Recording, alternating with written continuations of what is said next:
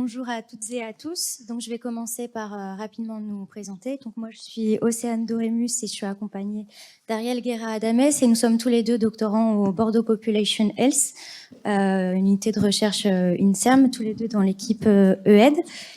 Et donc, moi, je travaille sur la classification des mécanismes des traumatismes dans les données patients des urgences.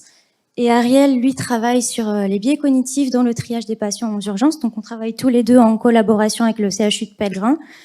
Donc, le point commun de nos thèses, c'est qu'on travaille exactement sur les mêmes données. C'est pour ça qu'on s'est posé la question de la génération de données médicales synthétiques. Et donc, aujourd'hui, on va vous présenter un petit peu l'état de l'art de la génération automatique des données tabulaires et textuelles médicales. Pour commencer, on aimerait poser une question qui est assez fondamentale, qui est en fait pourquoi est-ce que l'apprentissage automatique, le machine learning pour la santé n'est pas toujours reproductible. Donc, il y a eu une étude il n'y a pas longtemps par Matthew McDermott, qui est un chercheur aux États-Unis à Stanford, qui d'ailleurs il forme partie de l'équipe qui a lancé le premier transformer pour les données santé, qui s'appelle ClinicalBert. Et à cette époque-là, c'était en 2021, ils se sont posé la question de pourquoi est-ce que, ou à quel point est-ce que les recherches en santé, en IA pour la santé, à quel point ils étaient reproductibles. Parce qu'on est d'accord que quand on traite des problèmes, des questions, des problématiques pour la santé, il faut que ces recherches soient reproductibles pour que tout le monde puisse avoir les mêmes résultats. Du coup, ils ont évalué, ils ont comparé les recherches en IA pour la santé contre trois autres sous-domaines de l'IA, notamment des tâches d'étal, des tâches de computer vision et des tâches de machine learning général. Et ils se sont aperçus en fait que les études en IA pour la santé étaient beaucoup moins reproductibles, et, selon des critères, par exemple techniques, comme par exemple si les auteurs avaient partagé le code qu'ils ont utilisé pour faire les expériences, ou est-ce que les datasets d'entraînement ou d'évaluation étaient disponibles pour le public, ou même le fait qu'ils appellent la reproductibilité conceptuelle, qui est est-ce que ce qu'on vient de trouver dans le centre, le CHU de Bordeaux, est reproductible dans le CHU de Pellegrin, de Montpellier par exemple, ou à Paris ou en Belgique, parce que normalement ça devrait être le cas à un certain degré. Et du coup, on s'est posé la question de pourquoi est-ce que les recherches en IA pour la santé, même si c'est extrêmement important qu'ils soient reproductibles, pourquoi ils restent pas si reproductibles que ça? Il y a de gros challenges qui sont inhérents à l'utilisation des données de santé. Le premier défi, il est lié à la sensibilité des données.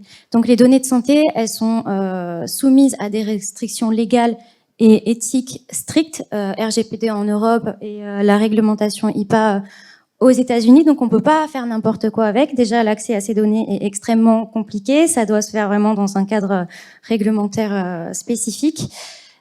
Et on pourrait penser qu'utiliser des méthodologies d'anonymisation pourrait régler ce problème-là, mais c'est pas une solution magique puisqu'on peut quand même retrouver des données patients sensibles en faisant quelques croisements entre différentes variables. Donc on ne peut pas partager ces données. Il y a aussi une notion de complexité et d'unicité de ces données, puisque, comme vient de le dire Ariel, les données varient fortement entre différentes institutions. Donc, un modèle qui est applicable pour un centre donné peut avoir du mal à généraliser dans une autre institution. Donc, on peut se demander si l'utilisation des données de santé est possible dans la reproductibilité sans friction. Donc, une solution un peu pour contourner toutes ces limitations, pour nous, ce serait d'utiliser des données synthétiques médicales. Et donc, ça soulève d'autres questions. Est-ce qu'on peut générer des données de santé de qualité qui respectent les principes de privacité, de confidentialité ? Pardon. Si oui, comment on peut évaluer cette qualité et le respect pour la privacité ? Donc, c'est pas quelque chose qui est très simple, puisque pendant notre revue de la littérature, on n'a pas trouvé de gold standard pour pouvoir évaluer tout ça. Il n'y a pas de méthode universellement acceptée par tous. Par contre, on a réussi à trouver 4 grandes familles de critères d'évaluation.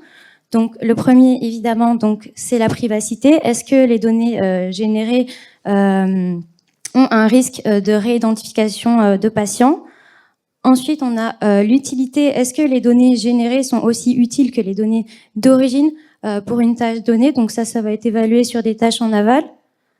Ensuite, la fidélité. Il faut que les données générées puissent avoir les mêmes caractéristiques statistiques que les données originales. Et enfin, on a le fairness. Donc ça, parfois, on peut vouloir reproduire les biais qui sont directement dans nos données d'origine et parfois non. Donc ça, c'est un peu à vous de jouer avec cette métrique-là. Oh, pardon, vas-y Ariel. Donc, on va approfondir un petit peu plus sur chacun de ces critères. Donc, concernant la privacité, qui est vraiment ce qui nous intéresse, l'une des deux choses qui nous intéresse le plus, nous avons avant et après la génération. Parce qu'avant la génération, c'est-à-dire pendant l'entraînement de ces modèles de machine learning pour la santé, il y a des concepts dans la littérature qui nous permettent de, entre guillemets, assurer un peu qu'il y a un certain niveau de privacité dans ces données qui ont été générées. Notamment, on trouve la privacité différentielle, qui, en principe, devrait garantir que la présence ou l'absence d'un certain individu dans une base de données ne modifie pas significativement les résultats statistiques obtenus. Donc, c'est un peu flou dit à l'oral comme ça, mais en principe, ce qu'on peut faire, c'est qu'on peut juste assurer avec, par exemple, la divergence d'Araignée, pendant l'entraînement, c'est-à-dire au moment du calcul des gradients, on peut assurer, soit en rajoutant du bruit, soit en plafonnant le gradient qu'on calcule à chaque fois qu'on va faire l'entraînement d'un réseau de neurones, par exemple, avec ces principes des privacités différentielles. Ensuite, comme Océan vient de le dire, on peut vérifier que ces données qui ont été générées sont privées ou pas. Et en fait, ça c'est en mesurant, par exemple, le risque de réidentification. Pour cela, il y a plusieurs métriques dans la littérature. On trouve par exemple le Identical Match Share. En gros, on va juste regarder pour voir si dans cette base qui a été générée, il y a des matchs exacts. Ou par exemple, on peut regarder aussi s'il n'y a pas des matchs exacts, est-ce qu'il y a des matchs qui sont très proches, quelle est la distance des matchs le plus proche de la base synthétique, de la base réelle. Et les attaques d'inférence dont on pourra parler surtout pour les modèles de langue. Et concernant l'utilité, du coup, l'utilité, comme a dit Océane, ça dépend des papiers, parce qu'il y a des auteurs qui regroupent l'utilité et la fidélité dans la même catégorie. Nous, on pense que c'est vraiment deux catégories différentes. Pourquoi? Parce que, comme Océane l'a dit, l'utilité concerne la tâche en aval. C'est-à-dire, c'est pas la même chose de générer des données, par exemple, pour une tâche de classification que pour une tâche des nerfs. Donc, la mesure ne va pas être la même. Donc, pour nous, ce qui nous intéresse, c'est vraiment quel est l'impact sur le modèle d'avoir généré une version synthétique de ce jeu de données, et aussi le paradigme TRTR, TSTR, qui veut dire entraîner sur le réel, tester sur le réel, ou entraîner sur le synthétique et puis tester sur le réel. Donc, on va vraiment comparer cette performance pour voir s'il y a une chute et à quel degré il y a une chute des performances, pour voir si ça vaut vraiment le coup. Parce qu'après, il y a aussi la fidélité, qui est vraiment la façon la plus simple, disons, de mesurer quelle est la qualité de ces données générées. Puisque la fidélité, ça concerne vraiment juste la mesure de préservation des propriétés de données d'origine. C'est-à-dire, on va regarder très facilement avec un test de Kolmogorov-Smirnov ou même avec le transport optimal, on peut calculer la distance de Wasserstein entre deux distributions, entre deux jeux de données qui ont été le réel et le synthétique. Mais nous pensons que c'est pas vraiment une mesure qui est très utile. Ça se voit très bien sur le papier, on voit que les données sont très similaires et tout, mais finalement, est-ce que ça veut dire quelque chose? Et du coup, voilà, c'est ça que Océane va vous parler un petit peu plus. Oui, donc parmi ces 4 critères, il y en a 2 qui sont vraiment très importants et qui entrent un peu en compétition, on va dire, l'utilité et la privacité. Il faut qu'on trouve un équilibre pour pouvoir préserver à la fois les caractéristiques des données d'origine pour conserver leur utilité et à la fois assurer un haut niveau de protection de confidentialité pour les patients. Donc ça, c'est pas facile. Dans la littérature, de ce qu'on a trouvé, c'est que généralement, la privacité ne peut être garantie qu'en sacrifiant l'utilité. Donc c'est un équilibre qui est assez complexe à trouver. Il n'y a vraiment pas de solution miracle. C'est juste que ce qu'il faut retenir là, c'est que ça nécessite de faire beaucoup d'expérimentation en fonction des données que vous avez et surtout en fonction de vos objectifs spécifiques. Donc pour regarder comment les auteurs dans la littérature avaient essayer de résoudre ce problème d'équilibre privacité-utilité, entre autres. Nous avons mené une revue de la littérature non systématique. On a regardé les bases classiques, PubMed, Scopus, Google Scholar. On a cherché des travaux depuis 2016 qui mentionnaient par exemple données synthétiques, médicales, cliniques, génération de données. Et on a cherché des références additionnelles dans celles qu'on a trouvées dans les moteurs de recherche. Et on a retenu 165 articles qui en jugent pertinents. Ici, on voit la distribution un peu... on voit que c'est surtout les GAN qui dominent l'espace, parce que jusqu'à très récemment, ils étaient l'état de l'art, parce qu'ils permettaient quand même d'obtenir des données qui étaient relativement facilement privées. On pouvait implémenter les principes de la privacité dans l'entraînement des GAN, mais on voit que même si les LLM commencent à dater un petit peu plus, mais ils ne sont pas aussi vieux que les GAN, et on les voit quand même assez populaires. Je vais commencer aussi par mentionner les méthodes soi-disant classiques, les méthodes non neuronales. Je vais les regrouper toutes dans la même catégorie, même si elles sont quand même très différentes. On peut trouver surtout ce qu'on fait normalement dans le domaine de tout ce qui est la biostatistique et l'informatique médicale, qui est par exemple la stratification, qui consiste vraiment juste à diviser nos données en sous-groupes, par exemple selon des classes catégoriques, pour essayer de garantir une représentation proportionnelle. C'est-à-dire, on va aller regarder chaque classe minoritaire et ça va nous permettre, en échantillonnant, de reproduire des classes avec la même quantité d'échantillons. Ensuite, à partir de ces classes, on peut effectivement faire un échantillonnage qui peut être, par exemple, à partir des distributions monovariées ou multivariées, pour essayer de reproduire la même chose qu'on trouve dans les données réelles. Et on trouve aussi les arbres de décision et tous les modèles qui descendent des arbres de décision, comme tout ce qui est Random Forest, XGBoost, etc., qui a été très utilisé, puisque c'est très explicable. C'est facile à expliquer comment on a généré ces données, et ça permet aussi aux autres de reproduire les mêmes expériences. Ces méthodes sont simples à mettre en œuvre, en principe, et sont efficaces pour des jeux de données simples. C'est-à-dire qu'on n'a pas beaucoup de variables, et on pense qu'il n'y a pas trop de corrélations fallacieuses dans le jeu de données qui puissent empêcher de générer un bon jeu. Mais par contre, dès qu'on a des bases de données qui sont un peu plus complexes, ou on essaie de trop gonfler des petites classes, là on peut avoir des problèmes. Oh, pardon. Donc moi, je vais aborder les méthodes utilisant des réseaux de neurones. Donc je vais commencer par les auto-encodeurs variationnels. Donc ce sont des extensions des auto-encodeurs classiques, mais qui introduisent une approche probabiliste. Donc rapidement, comment ça fonctionne? On va passer nos données d'entrée dans un encodeur qui va nous produire un vecteur mu et sigma qui vont nous permettre de pouvoir reconstruire la distribution de notre donnée d'origine dans un espace latent. Ensuite, on va aller échantillonner directement dans cet espace latent, le passer au décodeur, et lui, il va essayer de reconstruire, enfin de générer de nouvelles données en approximant la distribution originale de X. Si on l'utilise directement comme ça, de façon naïve, on va dire, on n'a aucune garantie qui intègre la privacité différentielle. Donc, il existe d'autres approches. Certains ont développé des méthodes comme les DPVAE. Donc, ils vont ajouter du bruit au gradient pendant l'entraînement pour pouvoir protéger les données sensibles.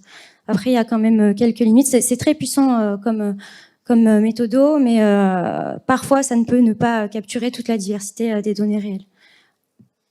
Ensuite, on a les réseaux antagonistes génératifs, donc les GAN.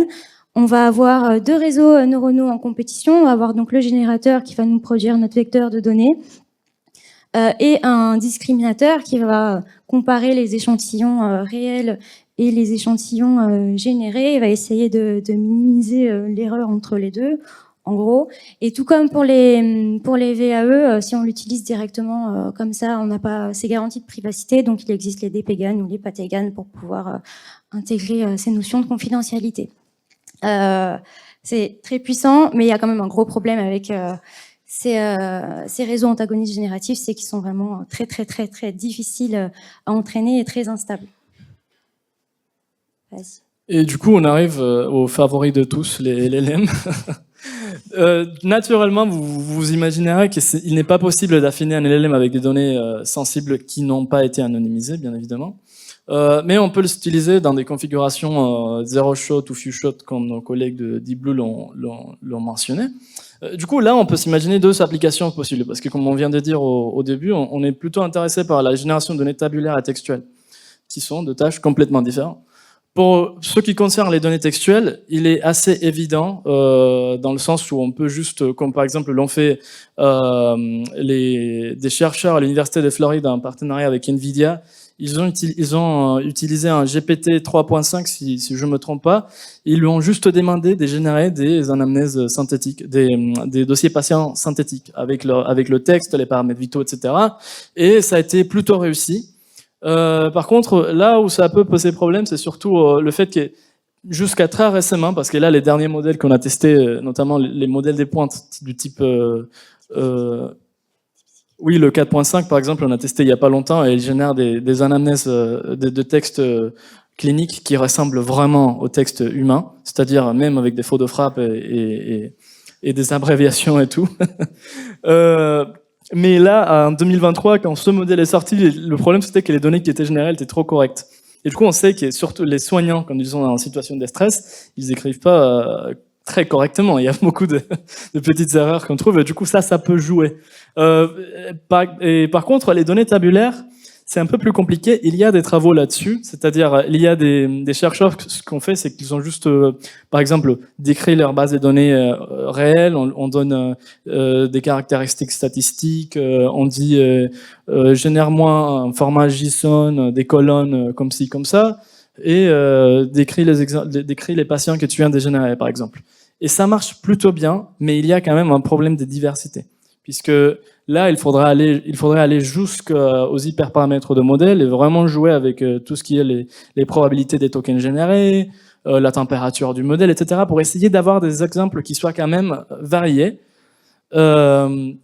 Mais en tout cas, on pense que pour ce qui concerne le tabulaire, les LLM ne sont pas très bons, mais pour ce qui concerne le textuel, il reste quand même état de l'art. Et du coup, là, je vais passer à une autre architecture qu'on commence à utiliser très récemment pour la génération de données tabulaires, qui est les modèles de diffusion que vous connaissez très certainement, parce qu'ils sont à la base de tous les modèles qu'on voit dans les modèles de langue pour la génération d'images. Il y a des couches de diffusion à un moment donné. Et du coup, si vous êtes familiarisé avec le principe, en gros, on va juste entraîner des modèles comme de chaînes des Markov à ajouter du bruit à une image ou un jeu de données qui consiste à d'images, et on va entraîner un modèle pour faire l'inverse, c'est-à-dire pour enlever le bruit pas à pas, pour obtenir des images générées qui sont très similaires aux images originelles. Et du coup, il y a des auteurs très récemment, il y a eu un papier publié à NeurIPS l'année dernière où on s'est demandé si on pouvait faire pas pareil avec des données tabulaires, et la réponse est oui, en fait. Il y a deux travaux. Il y en a un qui s'appelle TabDDPM, il y a un autre qui s'appelle Table Diffusion, où ils ont appliqué exactement le même principe, sauf que dans Table Diffusion, ils ont réussi à implémenter des garanties de privacité différentielles. C'est-à-dire, au moment de l'entraînement, ils ont fait des manipulations avec les gradients, c'est-à-dire ils ont rajouté du bruit à chaque pas de l'entraînement, et ils ont aussi plafonné les gradients à chaque pas, s'ils arrivaient à ce qu'on appelle un budget de privacité pour s'assurer que le modèle ne reproduisait pas exactement la même chose qu'il voyait au moment de l'entraînement. Donc, avec celui-là, on peut parler plutôt de l'état de l'art en ce qui concerne la génération de données tabulaires, puisqu'il donne de très bons résultats avec des garanties de privacité, très similaires aux données générées par les GAN, même mieux. Du coup, je vais parler un peu de notre application sur les données des urgences de Bordeaux. Donc nous, ce qu'on veut faire, c'est générer des dossiers de patients synthétiques. Ces dossiers de patients de base contiennent donc des données tabulaires avec les constantes vitales, des mesures biologiques, le score de triage des patients qui va intéresser Ariel pour ses travaux, les codes de diagnostic classés ICD-10 et d'autres variables administratives et cliniques. Donc je vais pas vous faire la liste de toutes les variables qu'on a prises en compte puisqu'il y en a quand même pas mal. Ensuite, on a des données textuelles, donc on a des informations générales sur le patient, l'histoire de la maladie, et ce qu'on appelle une anamnèse, et ça c'est vraiment au cœur de notre projet. Donc je vais rapidement vous expliquer ce que c'est. Donc c'est une note clinique qui est rédigée à l'accueil des patients aux urgences par un ou une infirmière d'accueil lorsque le patient arrive. Et c'est du texte libre qui va expliquer la raison de la venue, le contexte, la symptomatologie du patient, description de l'incident, mécanisme, beaucoup d'informations. Et c'est vraiment la donnée essentielle pour nos travaux de recherche. Moi, pour pouvoir extraire dans ces textes les mécanismes des traumas, et Ariel pour pouvoir étudier le triage. Nous, notre génération va se faire en 3 phases. Donc la première, on va dans un premier temps générer nos données tabulaires à partir de la distribution de nos données réelles, donc du CHU de Peltrin. Donc on va utiliser à la fois les VAE et les modèles de diffusion. Ensuite, la deuxième phase, ça va consister à générer les textes libres, donc nos anamnèses, à partir des données tabulaires générées. Donc pour ça, on va utiliser des LLM qu'on va guider à partir de nos données tabulaires pour avoir un petit peu ce qu'on veut. Et donc phase 3, on va mettre en place tous les critères d'évaluation qu'on vous a énoncés précédemment et on va tester sur 2 tâches en aval l'utilité. Donc moi, pour mon cas, donc je vais faire de la classification des mécanismes des traumas. Moi, il faut que je puisse identifier différents modes de survenue d'un trauma, donc les chutes, accidents de la route, tout ce qui est agression, accident de sport, c'est quand même très large. Et l'intérêt pour moi d'avoir des données synthétiques, c'est que je puisse générer des exemples supplémentaires de mécanismes de trauma qui sont sous-représentés dans mes données.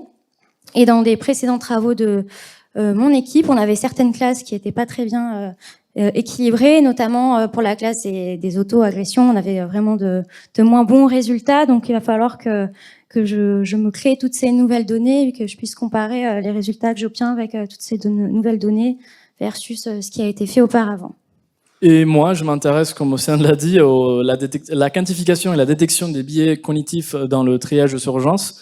L'année dernière, j'ai fait une présentation dans le Data-Aquitaine, justement, où je présentais un petit peu cette méthode, donc je ne vais pas le refaire, parce qu'elle est sur YouTube. Mais pour faire simple, moi je suis intéressé justement pour essayer de les quantifier par une méthode qui est basée sur une génération contrefactuelle de la base de données qu'on a au CHU et de comparer pour voir si un LLM arrive à trouver des différences significatives liées aux variables sensibles du dossier patient qu'on a changé. Du coup, moi, je m'intéresse à la question vraiment, je m'intéresse à 2 questions d'abord. Principalement, c'est vraiment, est-ce que avec un jeu de données synthétique, j'arrive à faire un bon triage, juste comme je l'aurais fait avec des données réelles. Et deuxièmement, si j'arrive à faire un bon triage avec ces données synthétiques, est-ce que je peux arriver, par exemple, à retrouver les mêmes biais cognitifs que j'avais trouvés avec les données réelles? C'est une question que je pense qu'il va être un peu compliqué à répondre avec les données synthétiques, puisqu'il y a des choses qu'on ne comprend pas, justement, côté biais dans les données réelles. Mais c'est quand même une question fondamentale pour ma recherche. Parce que si j'arrive effectivement, et si Océane arrive à créer un bon jeu de données qui est synthétique et qui ressemble beaucoup à nos données réelles, qui nous permet de continuer nos recherches, ça va rendre nos travaux reproductibles. Et on exhorte à tous nos collègues qui font effectivement la même chose, qui travaillent avec données sensibles à faire pareil. Donc, pour conclure. Oui, donc les données synthétiques médicales sont une solution prometteuse pour la reproductibilité dans le domaine biomédical, tout en respectant la confidentialité, comme tu viens de le dire. Actuellement, il n'y a pas de gold standard pour l'évaluation, mais il y a quand même 4 grands critères: privacité, utilité, fidélité, fairness pour faire ceci. Et il faut toujours faire attention à trouver l'équilibre entre préservation de la privacité et utilité. Voilà. Merci beaucoup. Merci.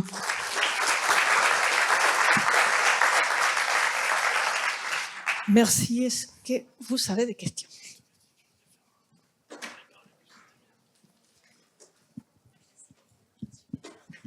Bonjour, merci pour la présentation. Moi, j'ai une petite question, parce qu'il y a une chose que vous avez dit qui m'a un peu surprise, c'était sur le fait qu'on puisse pas fine-tuner les LLM sur de la donnée privée. Parce que, en gros, moi, ce que je me dis, c'est si j'ai un modèle qui est déployé en local, je peux le faire. Et donc, la question derrière, c'est, vous avez dit, et par contre, on peut faire du few shot. Et donc, tout ça, ça m'a fait me dire, tiens, mais ça veut dire qu'ils utilisent des API externes, mais si vous faites du few shot, vous envoyez de la donnée privée à l'externe. Donc, c'est ça qui m'a un peu posé la question. Oui, tout à fait. Merci beaucoup pour votre question. C'est effectivement un petit détail à éclaircir.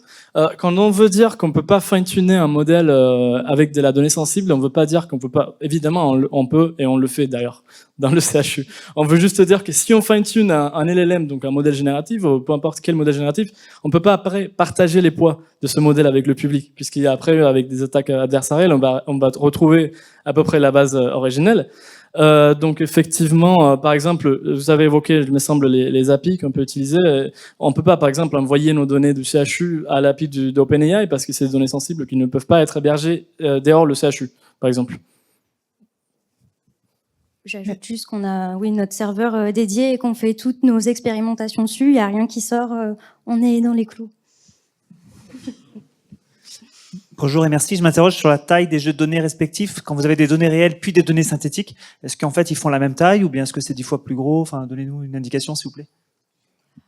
Pour l'instant, on ne les a pas encore généré nos données synthétiques. En gros, on peut générer la taille qu'on veut. Donc pour l'instant, on est à peu près un demi-million d'échantillons au sein du CHU. Qu'on a, c'est des données d'admission des patients au service adulte des urgences de Pellegrin. Et pour l'instant, on peut générer en fait la même taille de l'échantillon qu'on avait à l'origine. Donc, si on lui passe 20 000 échantillons, on peut générer 20 000, 40 000. Après, ça va dépendre effectivement de comment on fait la génération. Si on stratifie d'abord et qu'on veut maximiser des classes minoritaires, effectivement, on va avoir des tailles différentes. Et là, ça va induire d'autres problèmes, mais bon. Est-ce que vous avez d'autres questions? La dernière, parce qu'on a du retard et on va raccourcir la pause. Merci. Alors j'avais une question par rapport à la phase 1 de génération de données synthétiques sur les données tabulaires. Vous utilisez VAE et Diffusion Models. Peut-être vous l'avez mentionné, mais je n'ai pas capté comment vous faites pour forcer d'avoir de la diversité, de la variance. Sur le LLM, vous avez parlé de température. C'est intéressant, mais sur cette partie-là, comment vous faites pour... Tu veux répondre ou je réponds? On peut pas vraiment forcer enfin, ça dépend. Il y a deux méthodes. Normalement, le modèle, il va essayer de reproduire déjà la même variance qu'on trouve dans le jeu d'entraînement. Donc, on n'a pas besoin de la forcer comme on le ferait avec des LLM, qui va, lui, essayer de reproduire surtout les classes majoritaires, puisque c'est les tokens les plus probables. Mais on peut forcer quand même, comme je le dis, une variance en fonction des classes minoritaires en stratifiant. C'est-à-dire, on peut forcer, par exemple, certaines colonnes. On peut, par exemple, dire qu'on veut générer plus de patients qui ont certaines caractéristiques et gonfler ces classes à la fin. Mais ce serait une génération, disons, pas à pas, si je peux le dire comme ça. C'est-à-dire, on va aller classe par classe pour s'assurer qu'il y a une variance. Merci. Après, si je peux rajouter, tout va dépendre de la tâche et de l'objectif. On ne peut pas générer exactement ce qu'il y a dans les données, ça va être selon l'objectif. Et même pour la taille des données. Oui, c'est ça. Merci, on va remercier à nouveau.